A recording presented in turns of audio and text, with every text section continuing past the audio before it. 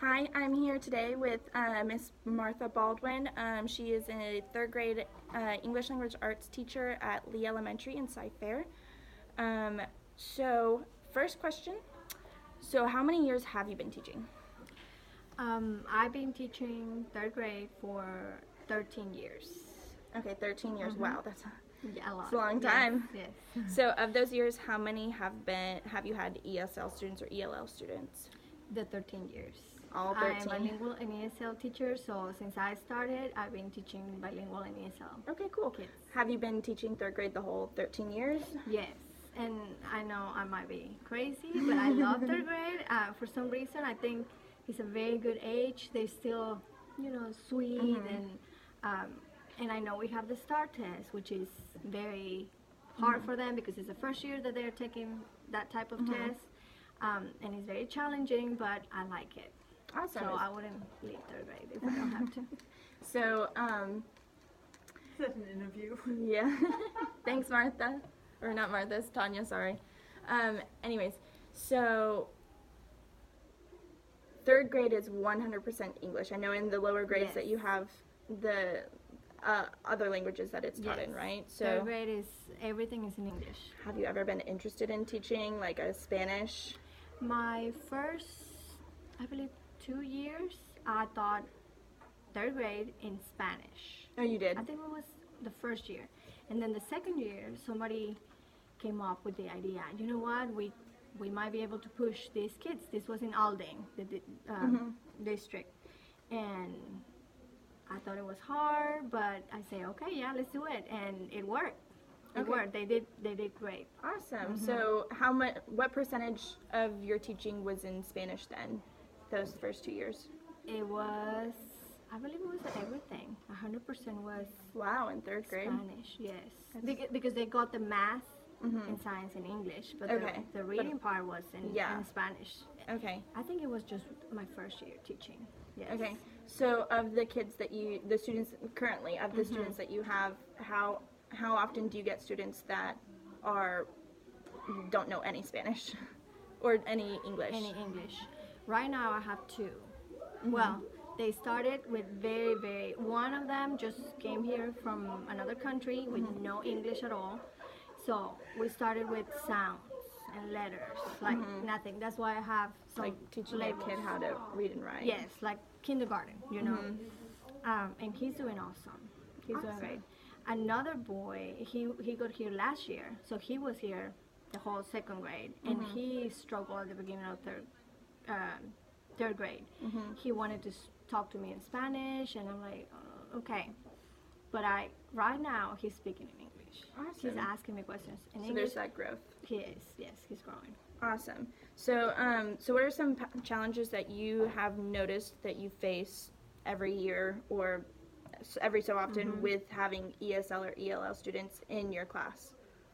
Well, their lack of vocabulary, in English. They don't know a lot of the words.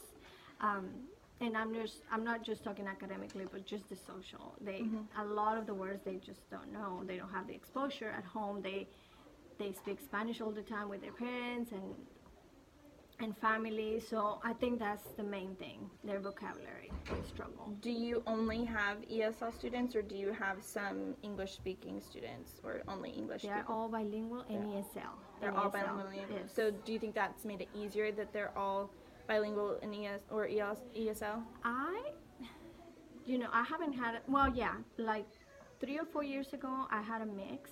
I had some general students, and I thought that was very good because they could talk to those kids, and So you they think could- it benefited those I ESL? would, yes, I would think they would benefit them. But right now, I don't have them. They're all ESL students. So would you prefer to have a mix? Yeah, I probably would, yes, because I think that would help the students. Yeah. Awesome. So you said the challenge that you face is their vocabulary. So what are some techniques or like methods that you do in the class or in general to overcome those challenges? Well, I try to have pictures in the classroom. I have the vocabulary with the pictures in it and the words, labels.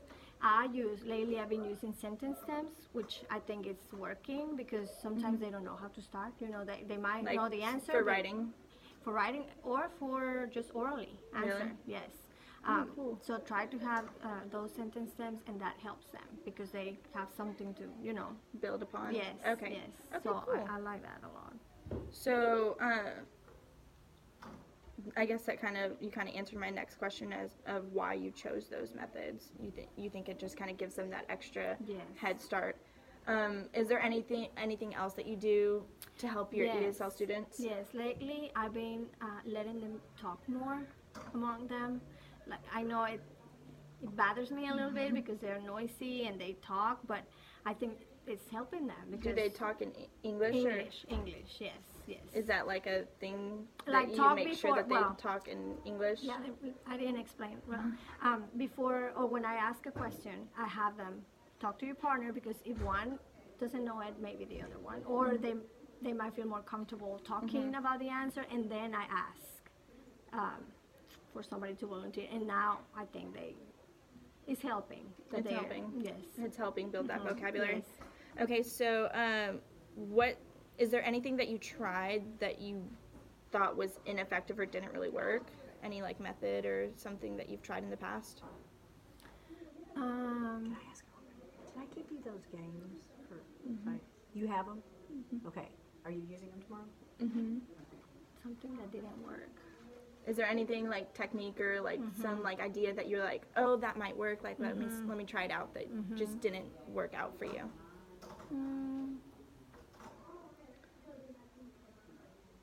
Well, the rotations, I wonder if it's working, to be honest, because sometimes I feel like they need more structure, maybe because they are ESL students. They need to be more structured, and with the rotation, it's like, okay, now you do that, and It's like a free and I'm for not all. with them, yes. So I'm not sure if that's really working for them, to be honest. Okay. So what is some advice that you would give someone like me, or even me in general, a future teacher that Yeah. plans on getting ESL certified to have those students in your class? What is something that you would suggest doing? Okay. Something that maybe I forgot to mention earlier, building background knowledge. That's something that I suggest that would be a good thing to do, and have that relationship with them, and understand them that they are not regular ed students. They don't have the same basis that the other students have. So building background knowledge and the relationship, build a good relationship with them. They are very, Like very, any other student? yes, I guess. They're not any different. Yeah, I guess. Yeah, that's it. Just strong relationships. Yes. Strong relationships with the students as well as the parents? And being patient with them. Being patient because, we ask questions and, okay, come on, we want them to answer, But they have to but translate. they have to, they need that waiting time. It's not that easy for them or Yeah. anybody as a second language just to, come up with the answer. We need to process it. So being patient with them and letting them, okay, think about it and I'll come back to you. Awesome. Well, thank you so much for your time today. You're welcome. I appreciated the interview. Thank you. Thank for you. The interview.